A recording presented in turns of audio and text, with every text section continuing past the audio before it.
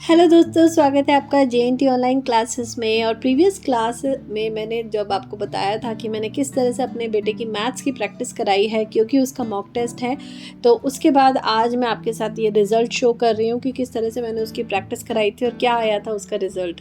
देखिए, मैंने पिछली वीडियो में भी कहा था, मार्क्स से मेरा इतना ज़्यादा लेना देना नहीं होता है। मेरा मेन मोटिव होता है कि बच्चे का सीखना ज़रूरी है। तो बस इसी बेसिस पे मैंने काम करा, मैंने उसको सिखाने की कोशिश करी, ना कि कोई चीज़ रटवाने की या उस पर प्रेशर डाल के करवाने की। जितना उसने करा अपने मन से करा, जो नहीं करा मैंने फोर्स भी नहीं करा कि वो उसको करे, कैसे भी करके, चाहे रात के 12 बज जाए वो उसको करे, मैंने बिल्कुल नहीं करा। तो वो अपनी मेहनत से उसने जितना स्कोर करा दैट इज़ गुड। जब उसके कम मार्क्स आते हैं तब भी हमारा बिहेवियर एक जैसा ही रहता है, जब बहुत ज़्यादा आते हैं तब भी एक जैसा रहता है। तो उसको ऐसा नहीं लगता कि कम आने पे मुझे उदास होना है और ज़्यादा आने पे मुझे बहुत खुश होना है। तो हम उसको बिल्कुल न्यूट्रल रखते हैं कि जितने आ रहे हैं बहुत अच्छा, आपने पूरा पेपर अटेम्प्ट करा, वो सबसे अच्छी बात थी कि आपने कोई क्वेश्चन छोड़ा नहीं, जो आया समझ में उसको किया। तो अब बारी आती है इंग्लिश की। इंग्लिश की रिविजन्स बहुत ज़्यादा थी, बहुत सारा एक दिन में कराना था। आइडियली तो थोड़ा थोड़ा रोज़ कराना चाहिए, देखिए, बट क्योंकि अब जो वर्किंग मदर हैं उनके लिए कई बार पॉसिबल नहीं होता कि बच्चे को हर हाल में डेली लेके बैठना।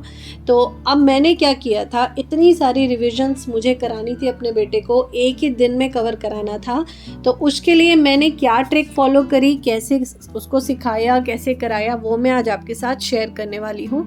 आप खुद ही देख सकते हैं, अराउंड 14 अराउंड रिविजन्स थी उसकी जो मुझे प्रिपेयर करानी थी इंग्लिश की, जिसमें क्वेश्चन आंसर्स भी थे, ग्रामर भी थी, सब कुछ था। तो कुछ जो उसने पहले से थोड़ा बहुत कर रखा था वो तो मैंने ट्यूशन क्लासेस के साथ साथ में उसको करा दिया, 3-4 पेजेस एक साथ नहीं लेके बैठी, मैंने गैप में कराया, थोड़ा सा कराया, फिर उसको फ्री छोड़ दिया, आप खेलो, मस्ती करनी है, जो करना है करो, फिर थोड़ा सा कराया, फिर उसको फ्री छोड़ दिया। तो इस तरह से करके मैंने उसको अराउंड 1 से 2 चैप्टर के 3-3 क्वेश्चन थे, छोटे छोटे आंसर्स होते हैं उसके, वो मैंने करा दिए थे। उसके बाद मैं उसको थोड़ा लेट लेकर बैठी थी, रात को करीब 9 o'clock अराउंड, कि चलो अब मैं आपको थोड़ा सा और करा देती हूँ। तो यहाँ पे मैं उसको जेंडर सिखा रही थी। मैंने लगातार क्वेश्चन आंसर कराए, तो सिर्फ ऐसा नहीं कि सिर्फ क्वेश्चन आंसर ही करा रही हूँ, मैंने बीच बीच में मिक्स करा।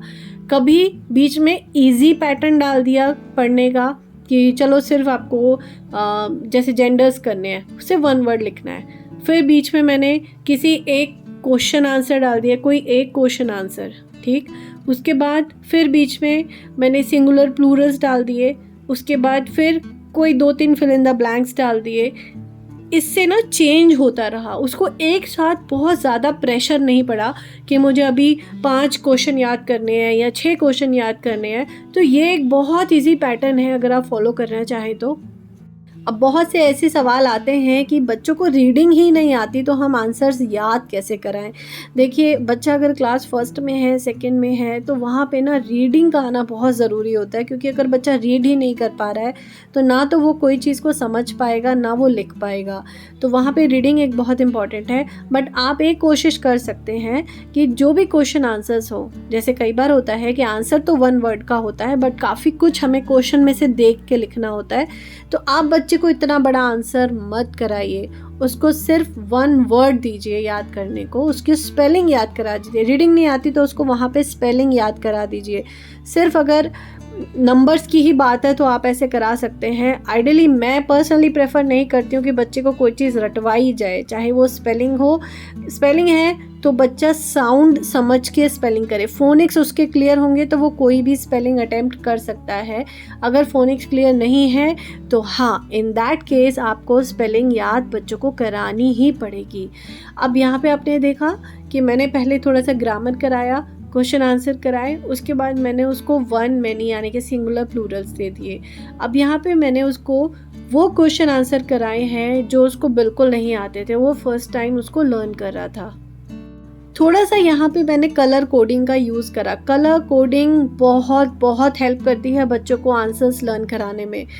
उसको ये पता चल जाता है कि कितना पोर्शन मुझे सेम टू सेम क्वेश्चन में से लिखना है, और एक जैसे WHO लिखा है तो हु की जगह पे मुझे क्या लिखना है। तो जो जो चीज़ बिल्कुल हटानी है और उसकी जगह पे कुछ और रिप्लेस करना है तो उसको अलग अलग कलर कोडिंग दी गई है, और बाकी जितना सेम टू सेम लिखना है उसको अलग कलर कोडिंग दी गई। अब जैसे यहाँ पे देख सकते हैं, यहाँ पे मैंने आंसर रिपीट करवाए हैं उससे कि आपको सेम टू सेम आंसर लिखना है। कितना याद करना है उसको अलग कलर से लिखा है, जितना क्वेश्चन में से लिखना है उसको अलग कलर कोडिंग करी है। और यहाँ पर मैंने, आप देख सकते हैं, फिल इन द ब्लैंक्स की फॉर्म में उसको आंसर दे दिए कि क्वेश्चन के बाद आंसर मत करो, आप उसको फिल इन द ब्लैंक्स की तरह करो।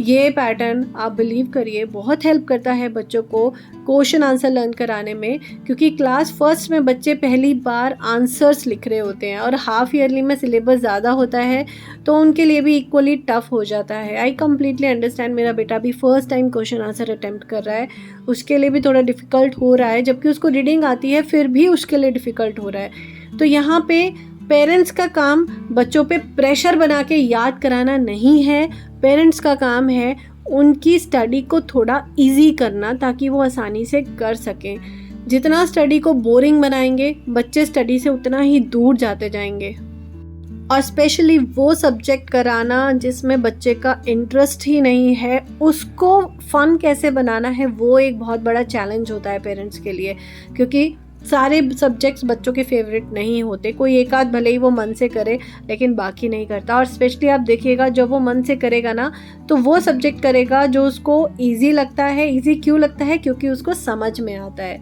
तो यहाँ पे आप देख सकते हैं मैंने ना बिल्कुल आंसर्स, मैंने सिर्फ यहाँ पे आंसर्स लिखे हैं, मैंने क्वेश्चन लिखा ही नहीं, और उनको बिल्कुल फिल इन द ब्लैंक्स की फॉर्म में लिख दिया। या फिल इन द ब्लैंक्स भी आप इसी तरह से कराइए, पहले पूरा सेंटेंस लिख दीजिए, उसके नीचे ब्लैंक करके नेक्स्ट लाइन दीजिए। ये तरीका बच्चों को बहुत हेल्प करता है, चाहे क्वेश्चन आंसर लर्न कराने की बात हो या वर्ड मीनिंग्स लर्न कराने की बात हो। तो ये थी आज की वीडियो जो मैं आपके साथ शेयर करना चाहती थी। अब मेरा बेटा अभी स्कूल गया है, अभी मुझे नहीं पता उसके कितने मार्क्स इसमें आएंगे, वो क्या करके आएगा, बट मैंने अपनी तरफ से पूरा एफर्ट करा, उसने सीखने में थोड़ा एफर्ट करा, विच इज़ फाइन। अब मार्क्स कितने आएंगे इससे तो कोई मुझे मतलब नहीं है, लेकिन मैं ये ज़रूर देखना चाहूँगी कि वो क्या चीज़ें नहीं कर पाया, क्योंकि जो चीज़ें वो नहीं कर पाया मेरा फोकस वहाँ जाएगा कि अब मुझे वो कैसे कराना है। So I hope you like this video. पसंद आए तो लाइक ज़रूर करिएगा, शेयर ज़रूर करिएगा, सब्सक्राइब ज़रूर करना।